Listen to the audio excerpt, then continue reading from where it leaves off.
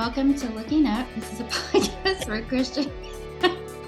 This is a podcast for Christian women. Oh, this is not a good start, Carla. I'm Kathy Pollard, one of your hosts, and with me is Carla Moore, your other host. And this airs on April 15th, so happy tax day to everybody. To everybody. You know, we have a good little chat before we ever hit record, and sometimes we just crack ourselves up. And sometimes we don't get a handle on that when we actually hit record. So got a little bit of that going on this morning. Listen, before I ask how you're doing, I'm springing something on you. Oh, great. Yes.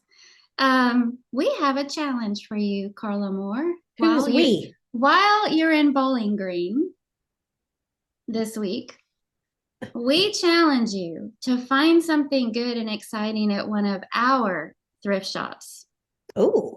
While you're here. Now, I know you have a teeny tiny window. You're not really going to be here all that long, so it's going to be extra hard for you, but this is your superpower, and you're always finding good things, and we all feel like we have less than when it comes to thrift Y'all stores. Are all going to go in and buy all the good stuff the day before and then leave me with nothing. Maybe I'll have wonderful. To plant something. I love this idea. Sherry Simpson is the one who brought this up. We were talking about you coming in, and they were talking about your thrift finds, and she said we ought to challenge her to find something while she's in Bowling Green. So I was like, we're going to do that. That was a challenge great accepted. idea. I don't know when I'll go, but that sounds like fun. Yes, and if you find it while you're there, maybe you can show it during our session that we're recording. Somebody has to tell John that I have to go now, because otherwise he's not going to believe me. Let's say I have to stop at Goodwill. I know we're here for Equipped, but this is very important. This is part of our session. This is part of our Equipped session. Yeah, this is biblical. He's gonna say that's a new one. Yeah, it is a new one. That's a new one. That sounds like fun. So yeah, there's your challenge. And How are you doing? I'm doing fine, doing great. We finished our fishing trip, so no one threw up. That was a good thing.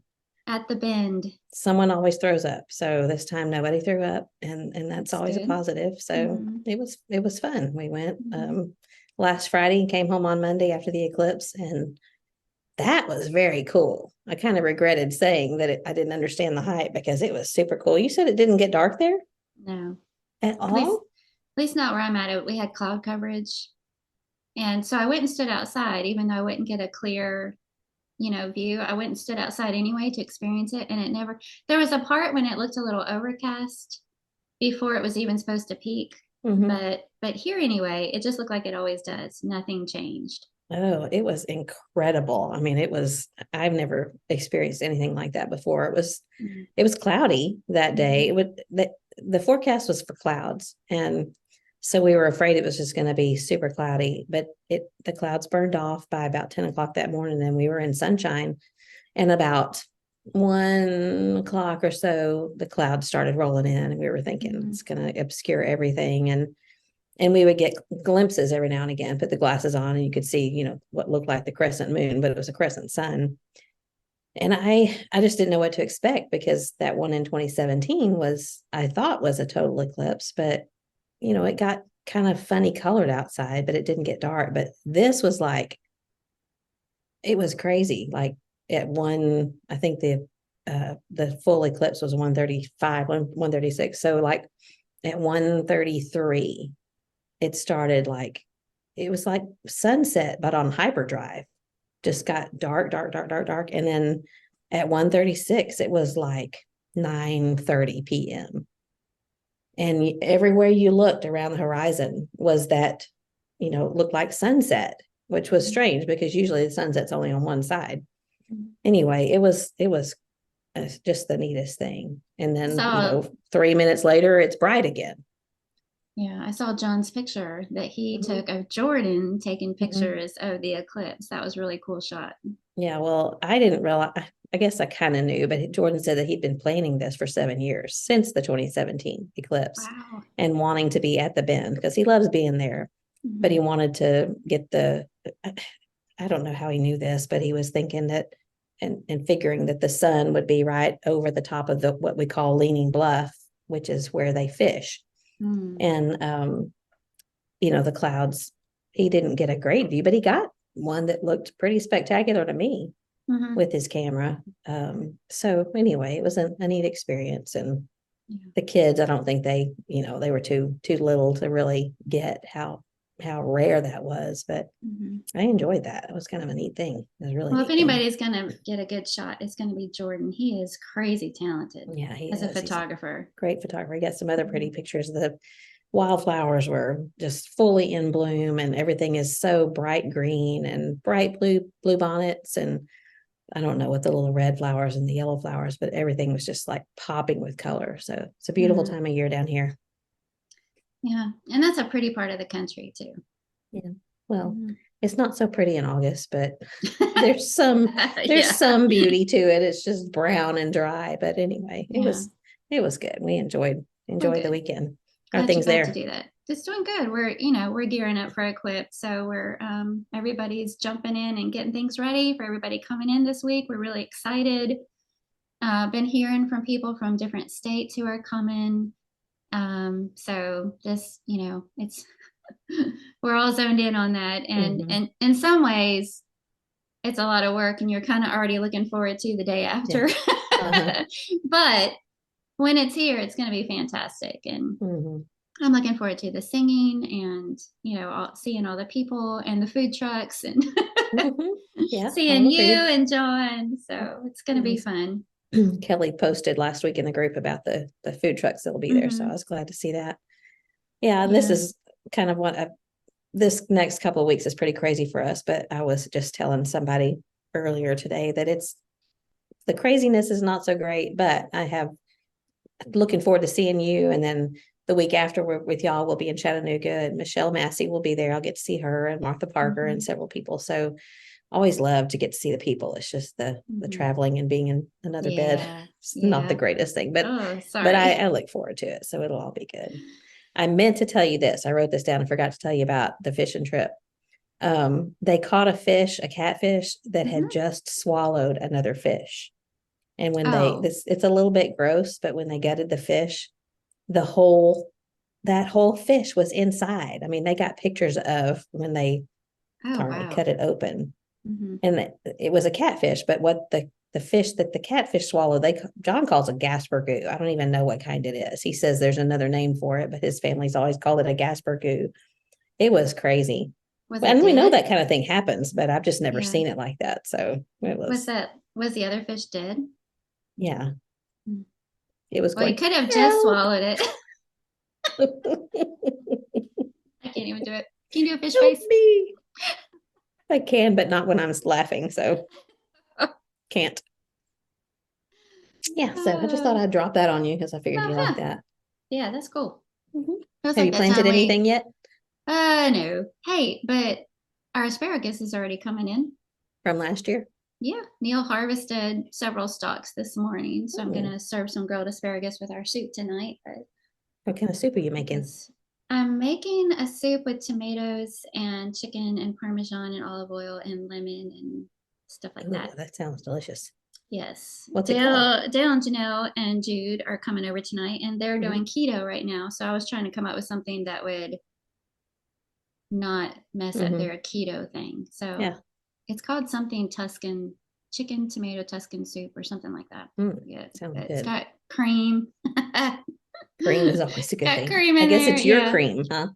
It'll be my Peach's cream. cream. And I made a big loaf of sourdough bread yesterday that turned out really good, if I do say so myself. So for those of us not doing keto, we You'll can have dip to that do in our this while soup. you're Yeah. eating it. I know. I know. I thought, would that be rude for us to put that at the table? Well, when you take a bite, just go, ugh, Yeah. ugh, that's gross. This tastes weird. Terrible. Yeah. You're As not I missing keep out on eating it. anything. My This second butter, piece. I don't this know which homemade one. butter is awful. Well, they could have some of the butter. You could just give them a spoonful of butter. Yeah. Gross. Some people like that. Someone not long Ugh. ago asked me, said that they like to eat butter. Just eat it. Just eat it. That kind Yeah. of makes me feel a little gaggy. Yeah. I know. Remember when people used to put it in their coffee? Maybe Hmm. people still do that. I don't I'm know. sure they do. Bullet Bulletproof coffee coffee. or yeah. Huh. I mean, I like Anyways. the taste of butter, and I like some coffee. I like creamer in my coffee, but Mm. I don't know. Never tried it. I haven't tried it either. I shouldn't knock it till you try it, right? Well, yeah, I just want my coffee to be sweet. Butter and sugar go good together. So maybe, I don't know.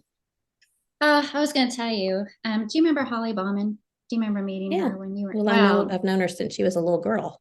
oh, that's right. I forgot about that Yeah. connection. Mhm. Yes. Okay, cool. They had us over for lunch on Saturday, last Saturday.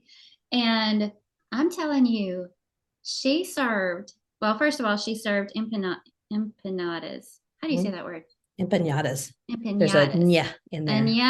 And yeah, empanadas. She made those and they were really good. But this salad, she served this salad that's the best salad I've ever had in my life. And Oh, I feel like it probably had about 50 ingredients in it. And it was so vibrant and colorful. And then she made this topping for it in the blender that had sour cream and mayonnaise, but then it had cilantro and I think some jalapeno and maybe lime juice. I'm not sure what all was in there, but it was the salad itself was chopped romaine lettuce. It was kind of a Mexican slant salad, you know, because it had the beans and the corn and all that. But it also had all these other fresh ingredients, including sliced radishes. you like those? Yeah, but and Neil doesn't.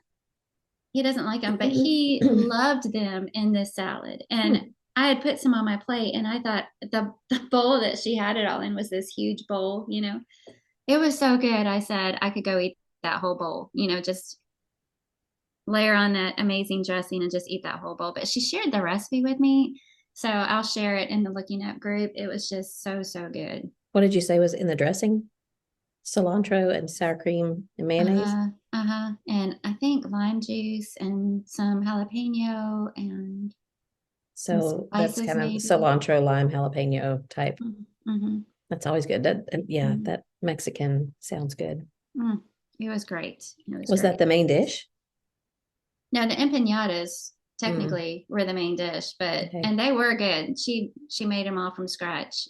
But that salad was to me the star of the show. It was so good. Well, they must enjoy cooking because I've heard you talk about his sourdough and her cooking. She was sharing with us. She's making a lot more things from scratch and making her own peanut butter, you know, things like that. So they're such a sweet family. More power to them.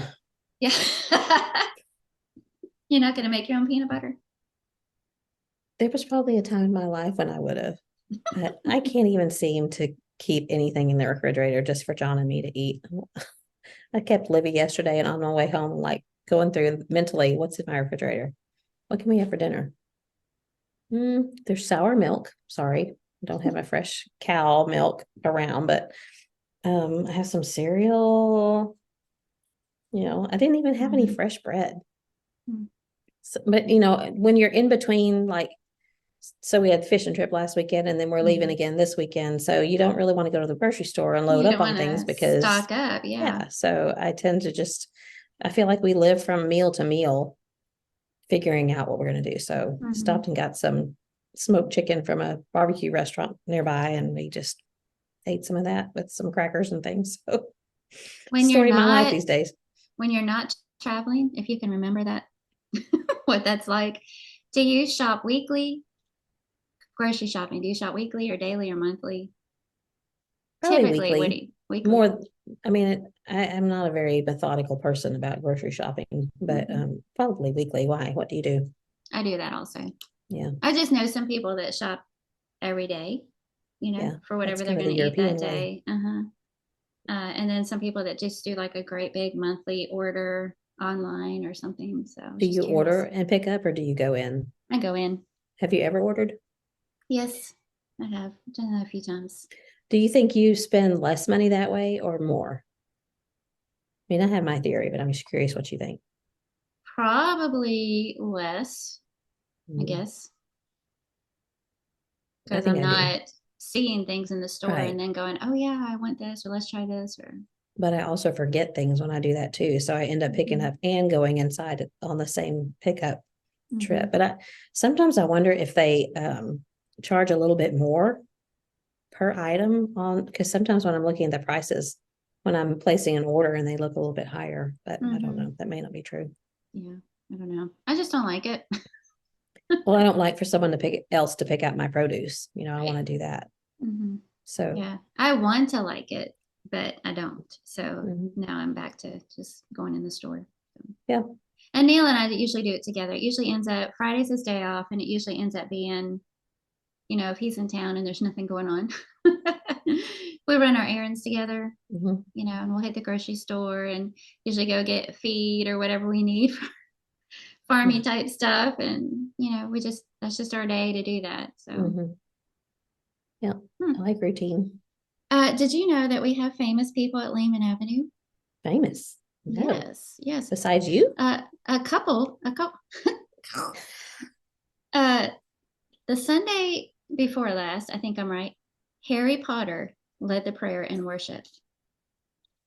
Does he have little round glasses? A lightning scar We on his have forehead? this a Harry Potter place membership here not too long ago. Well, he was So probably Harry Potter a long time before there was a Harry Potter in the he literary was. world.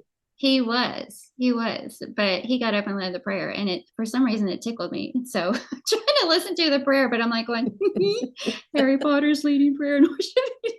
I bet that's been a cross for him to bear ever since Harry Potter came I'm out. sure. I'm sure he's got a great voice. I loved hearing his voice while he prayed. But anyway, the Is he other the one one, that leads singing? Are they members there, did you say, or no? yes, I don't You know told anything me. about. I remember last year when we were there at some point, you Oh, telling no, me. that's a Okay. different guy. Yeah. Okay. That's Ken Ware. He has a Yeah. beautiful voice. Yeah. Yeah. He Yeah. did. Yes. The other famous person is, have you heard about the new Karen Kingsbury movie? What's the name of it? Is it a Is it, movie or a series it's a about the Baxter movie. family? It's a, no, well, I don't know, but this is a movie. It's the one that she produced herself. Okay. I think it's called Someone Like You, based Okay. on one of her books. But she wanted to produce it herself so that she could have all control of everything. So it was filmed in Nashville and Alabama. And so one of our members um, was in, there's a birthday scene. And we had heard that he was in it. And so we thought it's probably one of those things where like somebody says they're in a movie and you just catch a glimpse of their elbow Mm-hmm. or something. But Mm-hmm. they actually showed him like half a dozen times Hmm. because he was standing, there's the two main characters in the birthday cake, and he was standing right behind them in the middle of them. So How every fun. time we'd go, there he is. There he is again. He's right there. He's facing the screen. Is it a TV So movie or a movie no, movie? it's a movie. Like we had to go Oh, to the movies to watch it. okay. Monday night we went on a date night and went and saw that movie, and because we heard he was in it. Who is it? Art Shannon. Okay. Well, good for him. Mm-hmm. How did he get the part?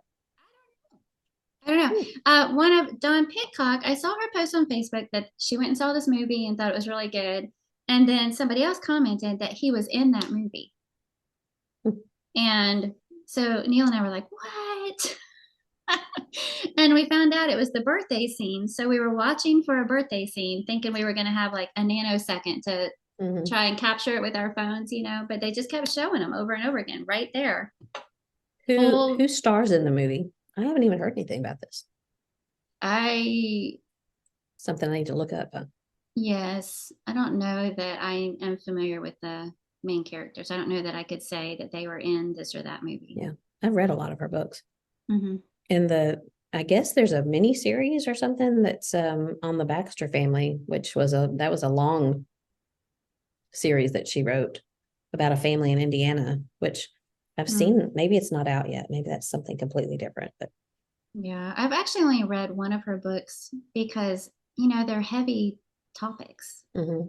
And she's a good writer, and I could tell that from reading it. But then when I thought, well, maybe I'll try another one. But they all seem to have, I don't know, something sad about them. Mm-hmm. And this movie does. It's definitely Mm-hmm. the storyline, the premise is very sad. Cried at the end. And as we walked out, I told Neil, this is why I don't read her books. I don't really want to read something that's going to make me cry. Yeah, I don't mind that. I like emotion in books and stuff. But Yeah. I wonder, I have to look that up because I haven't heard about it. Well, Mhm. Kendra Lucina, you know Kendra because she came with us on the cruise, but she's been Mhm. with us 2 other trips too. And she was one of the extras in The Chosen. Oh, And when no they were way. doing crowdfunding, she did part of that. And she was in the feeding of the 5,000 scene. And Judas was the one that fed her, she said. So, Great. yeah. So she's been on the set and described it and Uh, said she enjoyed it. Yeah. that's neat. hmm It'd be fun to do something like that. So now when you come this week, you'll know we have famous people here. Famous people. I'll be looking Mhm. out for Yeah. Is there the anything else you want to stars. share before we get into our topic?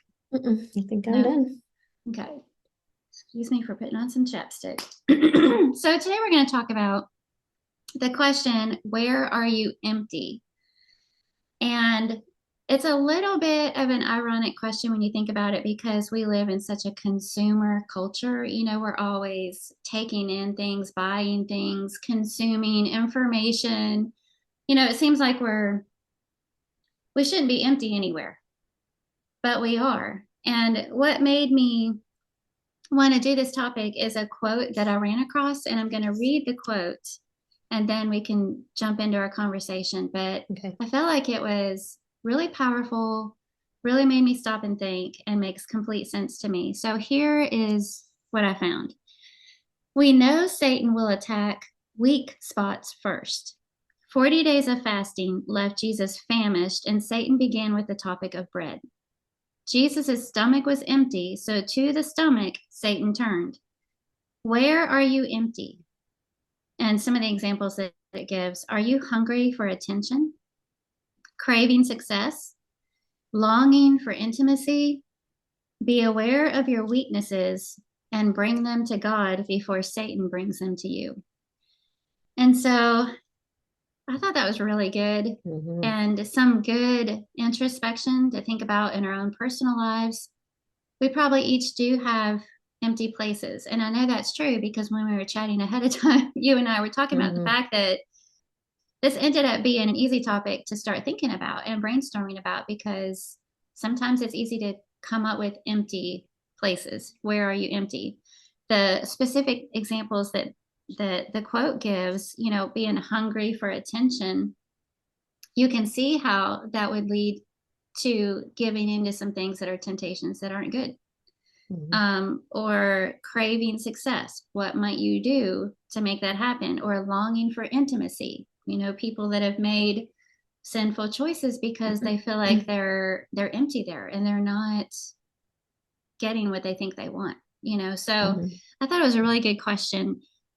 And along these lines, coincidentally, you know, we've mentioned on here before that Neil and I kind of do the Mediterranean style eating.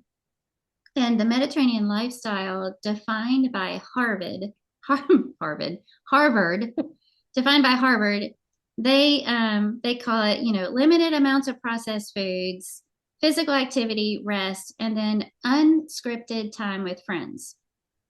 And, you know, and that caught my attention just because I love that, you know, here's something that has to do with our physical well-being, and they recognize the importance of fellowship, community, belonging, you know, making good thoughts and what we bring in. And the reason I bring that up is because when it comes to our, you know, this supposedly the Mediterranean diet or lifestyle has been like the number one healthy lifestyle eating plan, if you will, for several years in a row.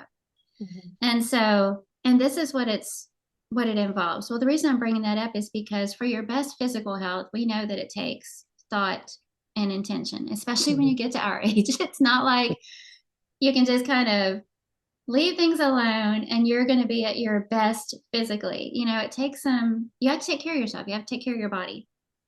And it's not that it's anything ridiculous or difficult or hard. It just takes some forethought. You don't want to neglect these key areas to have good health. And so to me, it's the same thing with spiritual health. You know, where are you empty? Are there some areas that have been neglected that you're just not aware of? Some key areas that you need for good, optimal spiritual health. And I think with whatever, we're each going to be sharing depending on how much time we want to devote to this, 2 or 3 things, 2 or 3 areas that might be an empty place that could lead to temptation. But whatever it is, don't you think that they're all things that probably happen gradually, incrementally? We don't intend to neglect them. We don't intend for them to become empty places. Mhm. But it's almost like one day you wake up and you just are. You're parched, you're spiritually starving, you're hungry. You find yourself in a situation, maybe even a sinful situation, and you think, how in the world did I get here? Mhm. How in the world did I land here? Yeah. I never would have thought I would do this, or this would be me, or, whatever it could be. So that's the premise. That's what we're going to talk about today. And if you want to start out, go ahead. Yeah. I just thought when you gave me that quote, that was so powerful to me. What bring them to God before Satan brings them to you, Mhm. because that implies that we have to be self-aware. Mhm. And we've talked about being self-aware before, but it implies that we're willing to dig a little bit and to find out what our weaknesses are. And I think when I was kind of getting ready for this, I didn't use the word empty. I used the word weakness. And it's a little bit different when you were just talking about being empty. Where am I empty? So mine may be a little bit different, but Okay. but yet there, I mean, I think it can be synonymous too, empty and weak, because when we are empty physically, we find ourselves weak. And if we are empty spiritually, we will find ourselves weak in that sense as well, spiritually weak. But just the ability to be able to see our own faults, to look for our own faults, and be willing to open ourselves up to some criticism, whether it's our own criticism or if it's from someone else that we trust. It's really super easy to see someone else's weaknesses, because I was just trying to think of some examples. And so I would think of certain people and like, well, I think they have a weakness with this. But then for a little while, thinking about my own, it was a little hard at first to come up with some. And then I started rolling like, oh, this and this and this and this. Yeah. Realizing how many empty and weak spots I have. Excuse me. One of the things that I didn't write down until just now, because when you were talking about empty, it really made me think of this, how I can't be still anymore. I can't just be still. Now, sometimes if I'm out on the deck at night in the evening or whatever, just can sit and just take it in and be still and listen to the crickets chirping and watch the birds flying in and out of the trees. And when I do that, I just feel like taking a deep breath, and it brings peace. But I can't do that very often. It's like sometimes I just get disgusted with myself, because even like if I'm brushing my teeth, my phone is right there and I'm looking at it to see if there's an email or whatever while I'm brushing my teeth. And I think, why do I need to do that? What is lacking in me that I can't just be still and be quiet? I can sit and read a book, but to me, that's not being still and quiet. It's reading something. It's taking things in. So I don't know. I hadn't really thought about that until you used the word empty again, which you told me that earlier, but I was just thinking a little bit differently. So I haven't really analyzed that, and I need to think about that being a weakness and an empty spot, because there's a lot of times, like when I'm with my mom, that I need to just put the phone away and just be there. And it's a little hard for me. That is something I'm aware of when I'm with her. But I don't know, that was something that just kind of hit me a few minutes ago. Like, I need to learn. When and you even have said something, didn't Neil have a class not long ago? He mentioned it at some point about the discipline of quiet or something like that. Did he teach a class on that? Yes. So I need to Yeah, listen to that. and I'll just, if I may, interrupt you a little bit and go ahead Counsel me. with my no with my very first one, because Mhm. I think you're saying the same thing, you just worded it differently. The very first one that I put, because I think I wrestle with this, is rest. And I think that that's a place that we can be empty and struggle with. And And Elizabeth Elliot is one of my favorite people to quote from. And Mhm. she said that rest is a weapon given to us by God. The enemy hates it because he wants us to be stressed and occupied. And I think that we have been so conditioned, we've talked about this before, but busyness is almost glorified. You're a successful person if you're busy. And people say, how Mhm. are you? Oh, so busy. Oh, but I feel like we've almost conditioned ourselves that if we do take that moment, like you said, to go out on the back deck and just enjoy that deck and that chair and the stars and the moment, or, just be in the moment and take it in, we feel guilty, Mhm. like we're wasting time and that we should be doing something else. You're talking about brushing your teeth and checking your phone. I think we've conditioned ourselves, well, I may be sitting here, but I should be answering these messages or working on this article or doing this work project, or because I can multitask. Mhm. And I just wonder if we've kind of conditioned ourselves to think that rest is not good. Mhm. You only do that when you go to bed at night, Yeah. and that if you're doing that, you're wasting time. And I thought about in Matthew 26 verses 36 and following, we're at the Garden of Gethsemane scene, and Jesus takes his inner circle, if you will, in with him and says, I'm going to go pray. You watch for me. It's Peter, Mhm. James, and John. And it talks about how he went back to pray. Of course, he comes out, they're sleeping because they're so tired. Mhm. And he says, could you not even watch with me for 1 hour? And so Jesus goes back in to pray again. He comes back out, they're sleeping. Anyway, this happens 3 times that Jesus goes in, prays, comes back out, they're sleeping. And the Bible says, for their eyes were heavy. And that's where Jesus says that phrase that we use all the time, the spirit is willing, Mhm. but the flesh is weak. And, I think he understood. I mean, it sounds like there's a little bit of a reprimand there. Could you not have, watched with me Mhm. for 1 hour? But I think he understood. Yeah. And, he says, watch and pray lest you enter into temptation, get back to watching and praying. But they were exhausted. And Yeah. here they are, Jesus needs some time alone to pray. They love him. They've been following him. They're close to him, but they're exhausted and they just couldn't keep their eyes open. And it was a simple task that he asked of them, and they couldn't do it because they were so tired. And I just wonder, how often do we, get to that point where even the simple tasks that Jesus asks of us seem like a big deal? We've over committed, we've filled our schedules, we've filled our calendars, we always feel like you say, when is that be still moment? And why is it when it does happen, it's like this rare commodity? Mhm. Why isn't it a part of our daily routine, self care, spiritual care, whatever you want to call it? It seems like temptations can come on awfully strong when we're weary and when we're tired. And so that was the very first thing that came to my mind is sometimes we overextend ourselves, and that's where we're empty. We don't take the time to rest, um, to have quietness, to be in the moment or whatever we need to strengthen ourselves.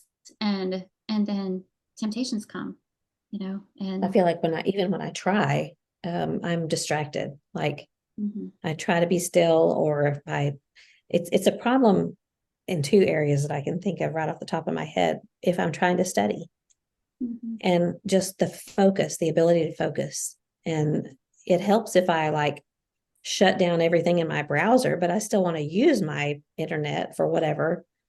But if I am not super self-disciplined, then I find myself, I just need a minute, check my email or whatever. It's like my mind is racing all the time. So that's a mhm, problem there, just trying to focus on something and study. And then in prayer, because mhm, I may be praying in my mind, I'm trying to be still, like you're talking about the disciples, Jesus wanting them to just watch. And my mind gets to going. If mhm, I'm praying about something, then I start thinking.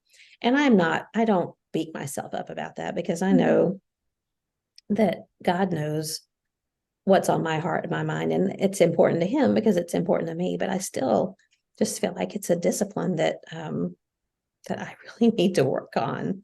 And I'm not sure how. Yeah, and I wonder if more stillness and rest would lead to more thoughtful prayer. I feel like even if we don't really have a good soaking tub in this house. I do miss that, but so I don't soak in the tub anymore. But if I did, I'd probably be listening to a podcast. Yeah. I'd probably think Multitasking. there's several podcasts that are covering topics I'm really interested in, good things I'm trying to learn, whatever. I love to do that. Even when I'm walking for exercise, I'm typically listening to a podcast. And, I should have those moments where I don't need noise. I don't need something else coming in. I just need to be quiet, like you say, and rest. And I feel like if I discipline myself enough to do that, my mind would kind of automatically get prayerful because I'd have time for that. I'd have time to just think and be. And then when I talk to God about the thinking and being, but instead I'm always multitasking. And even those, I used to think it was because, we're just gone, we're traveling, we have all these commitments, blah, blah, blah. But even if that's not it, I think it becomes such a habit that even when you do have time that you're in town or you are home, you're feeling it. I'm working on this, I'm doing this, I'm doing this, I'm doing this. And this was just, maybe people thrive in that, and that brings out the best in them. I'm sure that can be a personality thing, but I know it's not for me. And that this was the first thing that came to my mind because I think it's the thing that I wrestle with very much on a practical basis, daily basis. Well, just thinking about maybe I'm trying to think when I'm not being still, but when my mind is still, which I think is the issue, not my body, but my mind. Right. And it's when I'm on my bike and just thinking about, I'm moving and I'm seeing, but I think when I'm on the bike, usually we're not in traffic because we don't go places like that, but I'm looking around at creation and I'm hearing the noises and I'm feeling the wind. And that's probably something that I need to do more of. So maybe it's just finding a place where maybe because my body is occupied with moving but I'm not like having to think about it. Like I'm not, I don't know how to describe it, but I guess that is probably the most still my mind is when I'm riding my bike. That's kind of an interesting revelation to me. I hadn't thought about it because most other times, even walking, I'm listening to music or something. I just don't do that on the bike because I know you're supposed to be aware of your surroundings. So maybe you just need to find a place where you can rest. When you bring that up, it makes me think of the beach, when you go to the ocean, I think you end up leaving feeling so restful, of course, because of the ions, but because you're so in awe of the beautiful ocean that you're focusing on that. Typically you're not, I guess you could be, but we don't listen to other things or we don't bring work, to the ocean. We're just taking it in and we're just soaking it all in. And you're just kind of forcing yourself to just be still, enjoy the moment, take it in. So you're right. Maybe you just need to identify an environment or place that you can retreat to or get to, not something that you have to go off and do maybe, but. What I'm hearing us say is that we need to go to the beach more and we need to ride our bikes more. Yes and yes. Well, yeah, that's you. Some of those things you have to plan out. You have to be intentional about. We always talk about being intentional, but I think everything about our life we have to be intentional. So scheduling. I even hate saying that. Scheduling time to rest, but I've read quotes that say that the devil works in noise and distraction. And I see that in my own life. So, just my frustration level when there's too much going on, I can see that the devil is in that and making me not want to do any of it because I'm just so frustrated with all of the noise and distraction. So, yeah, interesting. I'm wondering if I can turn the kitchen into my place because I find that relaxing and enjoyable. And, you know, yesterday I was working with bread and I was roasting a chicken, and that's kind of my favorite meal. It kind Mm-hmm. of brings out all the vibes in me of just like I don't know, it makes me feel good. I enjoy preparing that meal. Mm-hmm. But again, I've usually got a podcast or something going. Yeah. But I'm wondering if I just, you know, lit a couple of candles and kept things Music. quiet and enjoyed yeah, maybe some relaxing music, but just enjoyed the process, but didn't fill my mind with other things where I felt like I was multitasking. And then I could have that opportunity to just think or pray or Mm-hmm. I don't know. Well, thinking about this too, at some point, if we live long enough, it's that decision will be taken from us, you know, Mm, where, and I've seen this in our parents, where you can't move around to do things. And so mm, pretty much all you're doing is sitting and thinking. So mm-hmm. I guess when I think about that, I don't take for granted that I can move around now, but I don't, I probably need to, I know I need to be more thoughtful about just taking time to be still, be quiet, rest, think about what God wants me to think about instead of just always being busy with something. All right, what you got? Well, I just always feel like I'm outing myself here, but Oh, goody.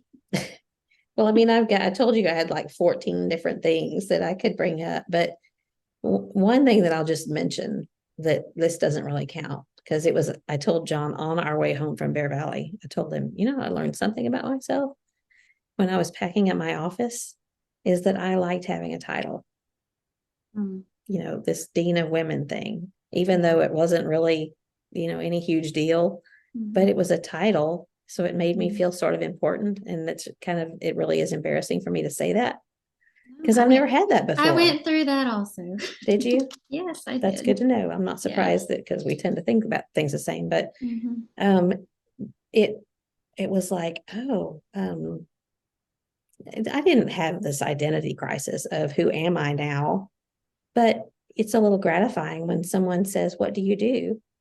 And I was able to say, well, I would always, because did I work with Terry Autry with the women at Bear Valley Bible Institute as Dean of Women. And it just was a little gratifying to have that because Mm-hmm. I guess in the world, people measure your success by what you say you do. So when that was coming to an end, I kind of had to have a little thought session with myself, like why is this bothering me? And it wasn't, I didn't lose any sleep over it, but it was just kind of an eye-opening thing about myself that I enjoyed that for the 4-ish years that I did it.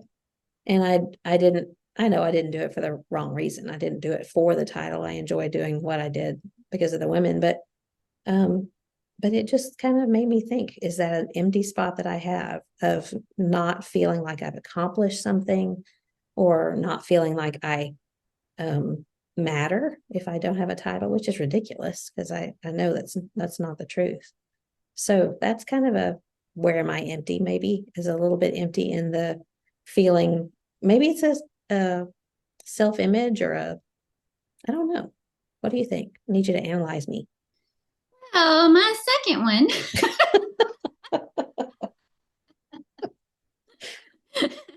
Everybody's gonna think we actually did No. coordinate this ahead of time. My second one is worth and confidence. Oh, okay. That's it. That's uh that's what I Self-worth, came up with. Yeah. self-confidence. It's this is scary, really. Because I was thinking about when we feel empty in these places. And at first I had them as two separate things. And then I thought, I think they're kind of the same thing. Mhm. And you know, with our sense of worth, you know, maybe it could be something that we struggle with from our past, some hangover, guilt, or poor choices or whatever. And self-confidence, you know, if we talked about this a little bit last week, but you feel a little bit insecure or when am I ever going to get there? Mhm. When am I going to arrive, you know, and Yeah. my confidence level or whatever it might be. Low self-esteem. I think that emptiness can kind of lead to feelings that, you know, I don't really even want to say these out loud, but it kind of can lead to feelings of, I wrote down words like feeling unloved, unwanted, not good enough. um you know, maybe as you get older you start feeling a has-been or irrelevant, like getting passed over for somebody younger, things like that can we can start feeling those empty kind of feelings. I was thinking, and it leaves us feeling vulnerable emotionally. So that's what I wrote down there. And so how can that emptiness lead to temptation? This is kind of the thrust that I was taking with all of these, where are your empty places? And how could Satan use that against us? Well, I think that vulnerability can make us, it affects how we view others. I guess I'm saying me Comparison. when I say we, yes. That insecurity can make us gossip about others, be overly critical, be judgmental of others. It can keep us from rejoicing with those who rejoice, being happy for somebody else's success or good, bright moments. Can make us struggle with bitterness toward others. It can make us do jealousy, comparison thing, as you mentioned, and none of these are good. They're not. The Bible has something to say about them, but they're not good for us either. So it's kind of that vicious cycle thing. They're all unrighteous. And so for that one, I was thinking about all the women that we have recorded Jesus interacting with and how he transformed them. And, think about some of their backgrounds, but he treated them with respect, even though many of them came out of sinful lifestyles or were currently involved in sinful lifestyles, but his interaction with them showed them their worth and that he loved them and what he wanted for them, and his respect transformed them, transformed their lives. So that's kind of where I thought this is that self introspection that's just uncomfortable, and so I was trying to think, empty places, and what are my weaknesses that I feel like I'm regularly giving into temptation with, things that I might be struggling with, and what's at the root of that is really what this is all about. And so when you figure that out, this is what's at the root of that. This is that empty place or weakness, as you were calling it. Then it gives us an opportunity to, because we're aware of it, address it, shore it up, feed it, fill it, whatever we need to do, and call it like it is. See it for what it is. Maybe we're real good at excusing some of these things instead of recognizing our part in it. The only reason I'm even feeling this way toward that person really falls back on me and what I'm dealing with in my own life. Yeah. I find myself, I think, not wanting to open my mouth around people who are accomplished, or as the world sees them as accomplished, because I feel like I'm going to expose myself as being not very smart or whatever. And again, I'm maybe making more out of this than it really is, but I guess I want to matter, but I have to figure out to who. Like, does it matter if I matter to someone that doesn't know me, who is the CEO of some corporation? If what I say has any bearing on how he or she thinks about things. And that doesn't really bother me a whole lot, I guess. But when I think about my mother-in-law, I can't remember if she graduated high school or not. They got married really young. She was 17. And I think that she was pretty self-conscious. She was very self-conscious about that. And during her whole life, pretty sure she didn't graduate. Grady, John's dad, he likes to say that he graduated 16th in his class of 17 people. So, he jokes about that. But so, by the world standards, he was not an educated man, but he was one of the smartest, most intelligent men in the world by far.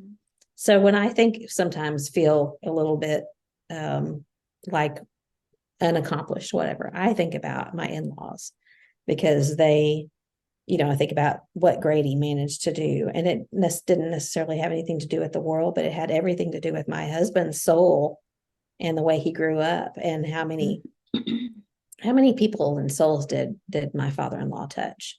And it had nothing to do with education or anything that this world might recognize. It had to do with the fact that he was a Christian, and he was a good, honorable man. So I think that that has helped me over the years to not feel bad about myself as far as my education, lack of education, whatever, and being comfortable in knowing that I'm a child of God. And what exactly does that mean? It might not mean anything to the world, but you just kind of have to get to a point where that doesn't really matter. And what does matter is that knowing that God values me. But all that being said, I still, there's that empty spot in you when you hear things in the world about, you see someone which they have a PhD behind their name. Yeah. And I always respect people who have one and you don't know it.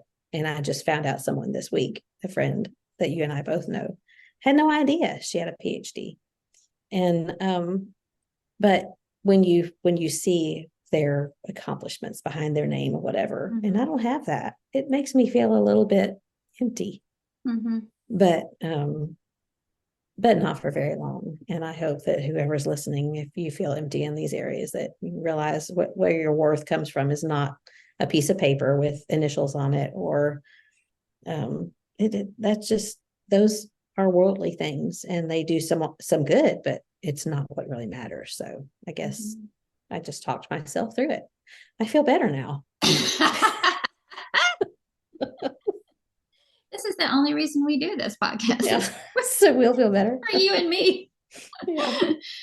Well, I feel like what you said is really the answer to all these things that we might be coming up with or might be talking about. You're thinking about like the bio. I want my bio to look good and sound good, but then you compare it to, the name right above mine. Her bio has all these cool things next to it. And I'm like, well, I like to read books and I like to cook in my kitchen and I like to drink my cow Peach's milk. It's especially exciting when you say it just like that. But, and we know that is strictly not essential, not even what matters or what's important. I remember it was either a lesson or something, but not too long ago, talking about like the mom in the home and what the pressure that moms can sometimes put on ourselves to have that, sort of importance or fulfillment. And my whole life is tied up in my home and my kids right now. And where's my thing, and overall at the end of the day, or at the end of our life, when the people that we leave behind in our homes are looking back and, they're at our funeral or, what's going to make them miss us in that moment is our love and joy that we bring to that home. A great point. Tenderness, joyfulness, compassion, those kinds of things. And none of it is going to be anything else. As good as they might be, as ambitious as they might be, and there's nothing wrong with those things or acquiring those things, but at the end of it all, the only thing that matters and the only thing that people think about or miss is how we've impacted other people's lives. Yeah, good point. But I think when I look around the congregations, sometimes I'll sit there and think the most beautiful woman in this room is not someone that the world would classify as a beautiful woman, but she's beautiful because of the grace that she exudes and the love that she has for other people. And so that fills me up, talking about empty and full, that fills me up to know that the world standards are so different than God's standards. And if we stop to think about it, what's the most important thing? And it has nothing to do with an accomplishment in the world, unless it has something to do with accomplishing for God. And in that case, we wouldn't even be pointing to ourselves. We'd be giving the glory to God. So anyway. Well, let the record show you are a very accomplished person, by the way. And I think a lot of people would agree with me as far as everything that you do and the lives you touch and all of your talents. And just so you know. Thank you. All right. Do you have another one? I mean, I have several more. How we're at about 50 minutes, so we could probably do another one, you think? Yeah. I think here, let me just read. Impatience, complaining, Oh, impatience. being critical of others, a need to be needed. That's an emptiness right there, isn't it? Yes, it is. That's a good one. And if it ever makes you feel uncomfortable that someone that you have helped in the past has turned to someone else for help and you're not happy about it, that I think that indicates a lack of something, an empty spot. And that's one that I've struggled with. I think I've managed to get past most of that, but don't worry, I will never stop coming to you with my complaints. I was worried about that. Thanks. I'm glad to know that. But I mean, a need to be needed. That's that's a good one. You think someone like when you're mothering, and if I don't have a daughter, but I've had other people's daughters come to me and I've had different reactions. Some mothers resent that, and some mothers say, oh, I'm so glad that she feels comfortable to talk to you about this, because some things you just can't talk to your own mother about. So I don't know. Is that something we need to explore or just move on? Yeah, no, that's a good one. I think that's a topic sometime. I do too. Okay. The need to be needed. So the only other one that I'll mention is an empty spot might sometimes be, I think when I was thinking of these, I was trying to figure out where are some areas of conflict in my life, because that would indicate an empty spot. And one of them is John's attention. And that, what I have found in self-analyzing is that, to me, any attention is better than no attention. And not that he doesn't give me no attention, but at some point, like, if I'm mad at him and that gets his attention, then I guess that's such a childish thing. Poke. Yes. Poke. Yeah. Poke. He's not a bear, but but I've had to figure that out. I've had to analyze that over the years. Like, you need attention, and maybe you can't get it right now. And so I'm not content to wait for it in a positive way. And so I get angry, and that gets his attention, not positive attention. So that's that would be an empty area. It's like when you even after 37 years. But I miss you, and I want you to give me some attention, and I want you to like me, and I want you to want to be with me. It's like that whole, I can feel while myself. You're whining, and while the little hedgehog spikes come out. Yeah, whiny and needy, and so is that not ironic? Yeah. And then your husband's like, yes, this is working. This is making me definitely want to be with you. Yeah. Let me see. Have an appointment. Gotta see you later. Now I'm resenting you for bringing this out in me. It's your fault. Ouch. That hurt. You're stepping on my toes. Well, I don't know anything about that. Okay. It's only because I've confessed these things to you, right? No. Definitely been there, done that. Well, I think we have to give a nod to God's word. That's kind of a duh, but yeah, it is a duh. That's just another one of those where time might go by, we don't realize we haven't really spent time soaking in God's word, and it becomes an emptiness. And that's where we go for strength and guidance and the shield against the tempter. And so if we are empty there, then obviously that's going to leave us open to temptation. But the last one I'll share is, and I kind of gave a nod to this a few minutes ago, but I thought of joy. And sometimes it seems like, this is going to sound like a very negative statement, but sometimes it seems like from every different direction, the main objective is to steal your joy. Whether it's what you're being exposed to or witnessing or hearing on the news or, seeing on social media or even our own. That's a thief right there of every kind of joy, huh? Yes. Our own inner critic. Things aren't going the way we want them to, or whatever. It just seems like sometimes there's all this stuff coming in. And again, it's a matter of intention, but if we're empty there and we're not joyful, think about what that can lead to, and the temptations that we can get. You mentioned complaining.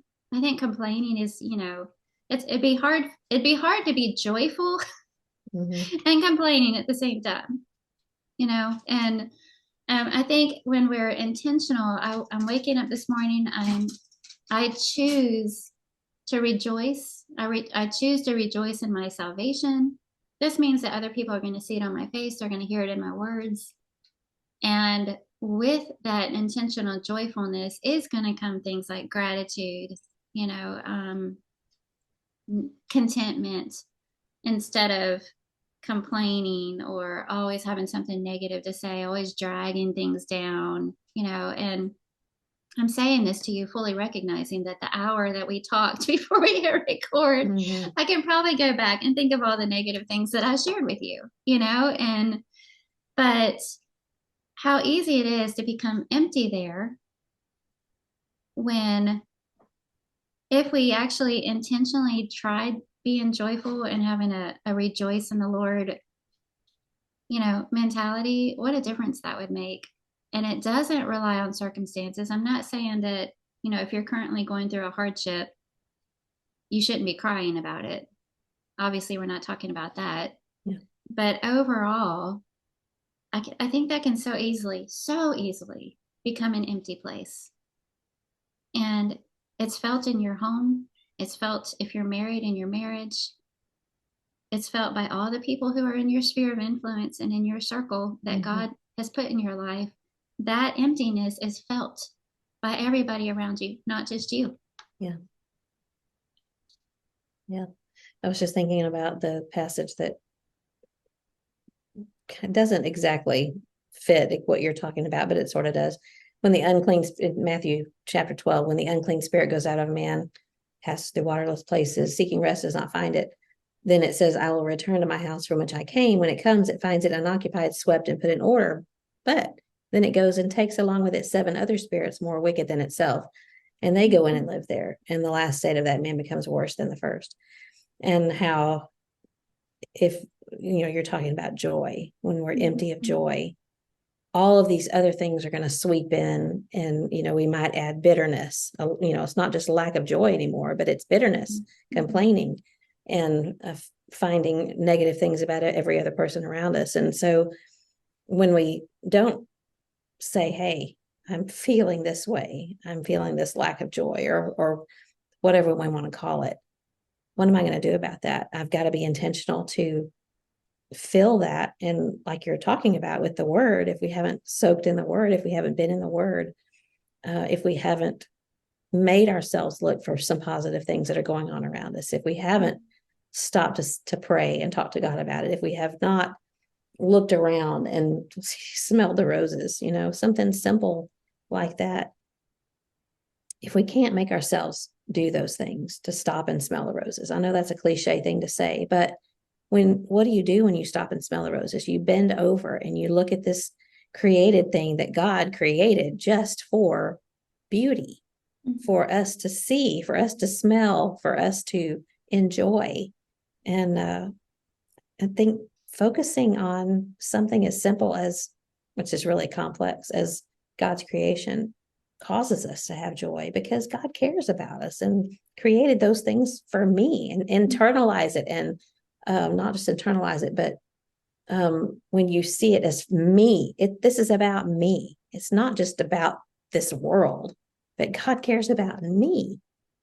And he knows what I'm thinking. He knows what is hurting me right now. He puts my tears in his bottle. And that, that we might sweep things out of our mind and clean the house, as it were. But are we filling it back in with empty. Those good things? Mm-hmm. So I think we've got to do that. That's the perfect passage for this conversation. That was excellent. And, we always hear that complaining leads to finding more things to complain about, but surely the opposite is true, that being joyful leads to finding more things to be joyful about. If you're creating that mindset. And, maybe you are just in a really difficult period of life. You're in the middle of a hardship or a trial, something horrible has happened and upended your world. Mhm. Yeah. And it happens. It does. Sorry. But if that's the case and it's hard, then we can make it our objective to bring joy to somebody else. If you're finding it hard to be joyful, find a way to put a little joy in somebody else's day. Mhm. And I think it'll, as it always does, because God knows what he's doing, it'll come back around and bless you anyway. And don't joyful people make you want to be around them? Mm-hmm. And they draw and attract other joyful people. And I think when you're around a joyful person or a positive person, a loving person, they inspire you to be that way.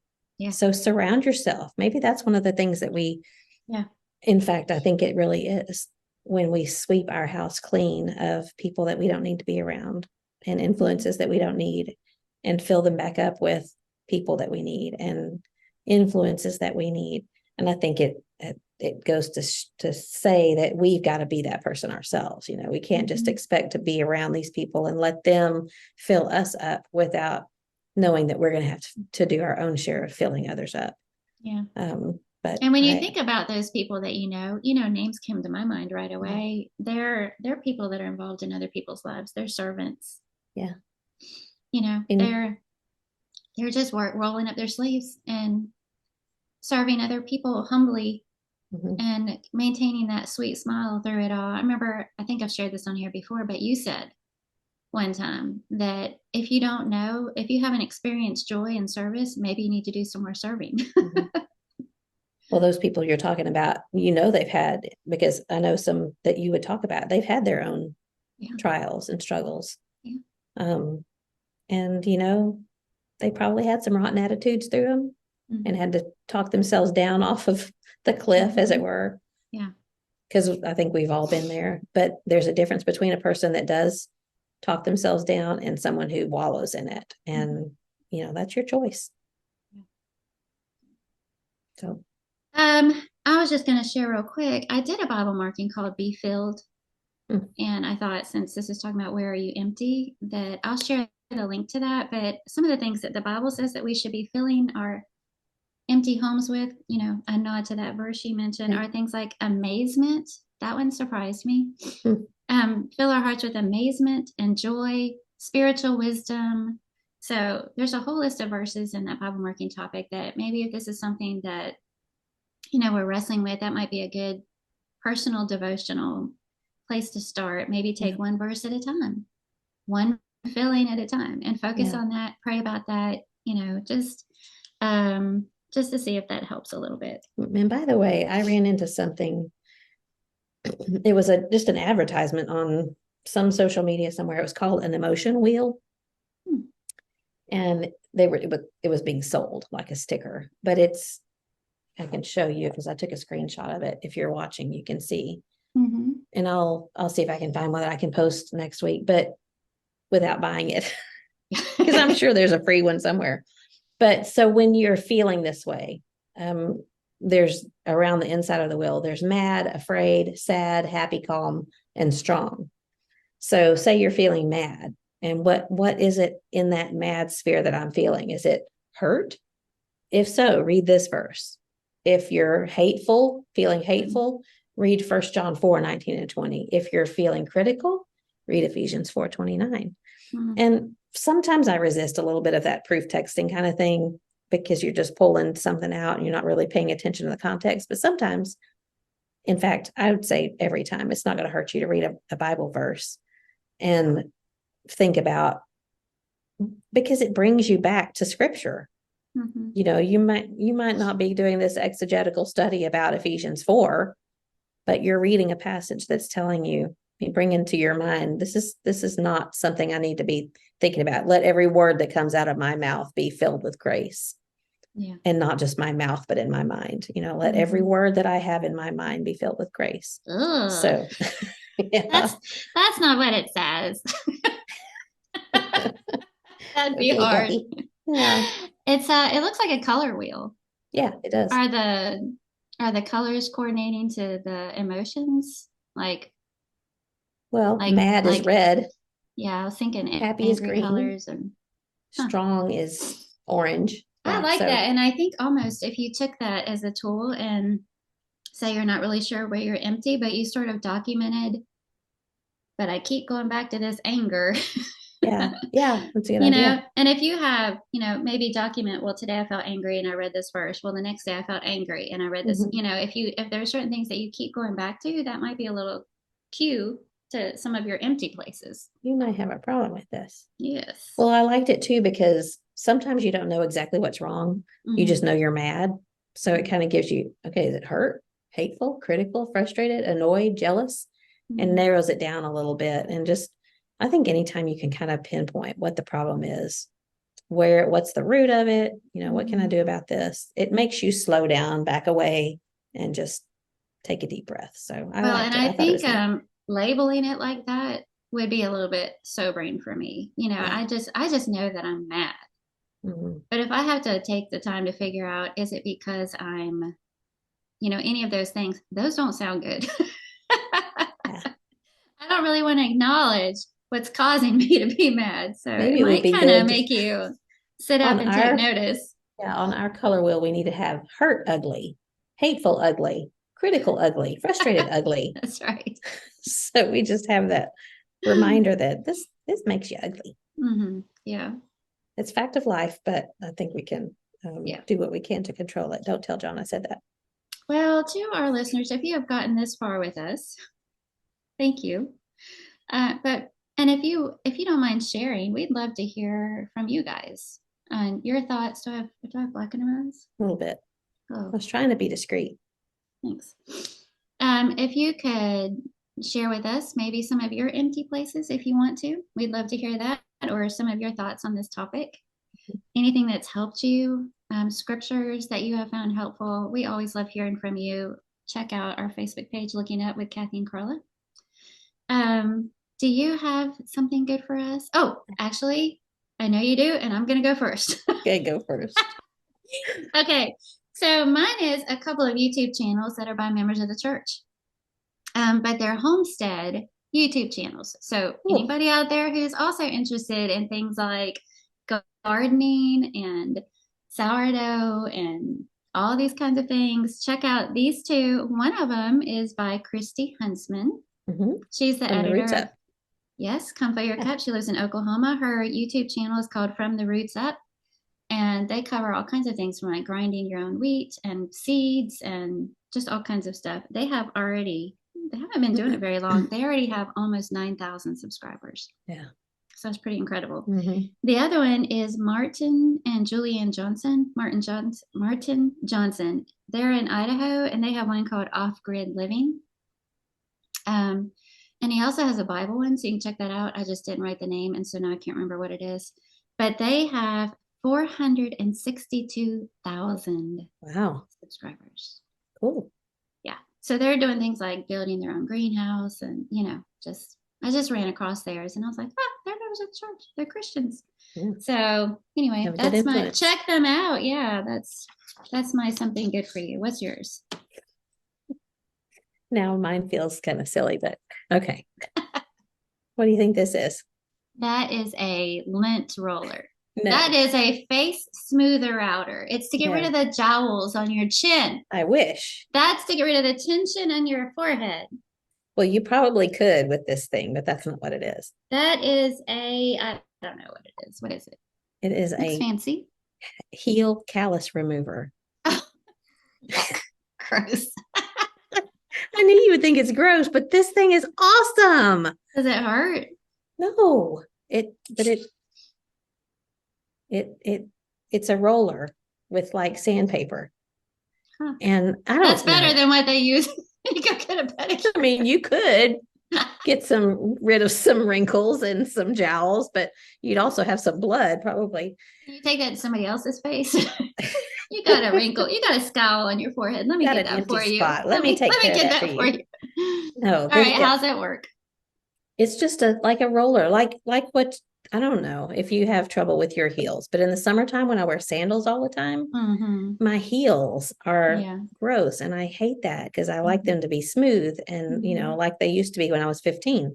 So it's just it's just like a callus remover, but instead of you having to do it like a fingernail file kind of thing, it does it for you because it rolls, it rotates. You're looking at it like gross, but it really is great. I was just wondering, how do you clean it? Oh, this thing pops off. Oh, do you wash it? This thing pops off, and so you can rinse it out. Yeah, you rinse it off and then pop it back on. But I loved it because now it was super easy and fast. I know it's a little bit gross, but if you have a heel issue, this is your new best friend.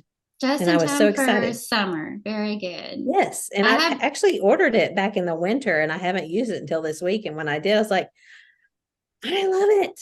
And I thought, this is my something good for this week. Yeah, it's just Amazon. It's like $20 on Amazon. Trust issues with you though. Why? Because you told me about the nose trimmer. You said it wouldn't hurt. It's not supposed to hurt, Kathy. Did you do it wrong? I must have. I hope you didn't get an infection and just in time for a quit. All right, anyways. I hope nobody's listening to this right before lunch. You're welcome. Sorry. Come back for more. Just don't let us look up your nose. Okay, well, I look forward to seeing you in a few days. Yes. And until then, love you, friend.